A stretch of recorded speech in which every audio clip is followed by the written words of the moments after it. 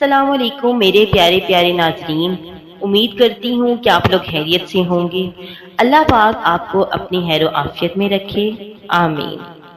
شرعی تقاضا پورا کرنے کے نہایت ضروری آداب۔ ہم بستری کے شرعی آداب کیا کیا ہیں؟ ہم بستری سے پہلے کیا کرنا ضروری ہے؟ ہم بستری کے بعد کرنے والے ضروری کام۔ محترم ناظرین، جو آدمی نفس کی خواہش پوری کرتا ہے اس کا دل سخت ہو جاتا ہے، سوائے ہم بستری کے کہ یہ دل کو صاف کرتا ہے، اور اسی لیے انبیاء کرام نے کیا ہے۔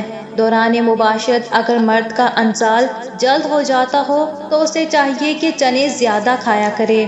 مباشرت کے دوران مرد کا عضو ڈھیلا ہو جاتا ہو تو اسے چاہیے کہ مباشرت سے پہلے کچھ دیر سو جایا کرے، یعنی نیند پوری کر کے مباشرت کیا کرے۔ محترم ناظرین، پہلے ہم بات کر لیتے ہیں کہ شرعی تقاضا پورا کرنے سے پہلے یعنی ہم بستری سے پہلے کیا کرنا ضروری ہے۔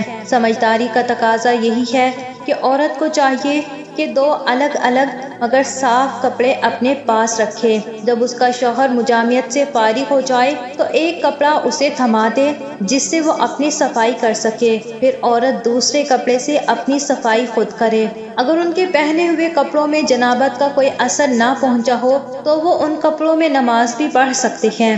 محترم ناظرین، اسلام نے طہارت اور صفائی کے نظام کو جتنی اہمیت دی ہے شاید کسی مذہب نے دی ہو۔ اس طہارت کے نظام کو برقرار رکھنے کے لیے بوقت جمع عضو خاص کی صفائی کے لیے علیحدہ کپڑے کا انتظام موجود ہو۔ وہ اس لیے کہ اگر کسی اور کپڑے سے صفائی کی گئی تو خطرہ ہے کہ وہ گندگی سے آلود ہو اور جراثیمی چھوت عضو کو لگ کر گندگی اور آلودگی کا باعث بنے۔ اگر عضو کو صاف نہ کیا گیا تو غلاظت عضو پر لگی رہے گی، کیونکہ اس میں خاص رطوبت ہوتی ہے جو کچھ عرصے تک عضو پر چمٹی رہے تو الرجی کا باعث بھی بن سکتی ہے۔ دوبارہ ہم بستری کرنا مقصود ہو تو عضو خاص کو دھو لیا جائے۔ مختلف اتباع کا کہنا ہے کہ ایسا کرنے سے عضو میں توانائی آتی ہے اور از سر نو چستی پیدا ہوتی ہے۔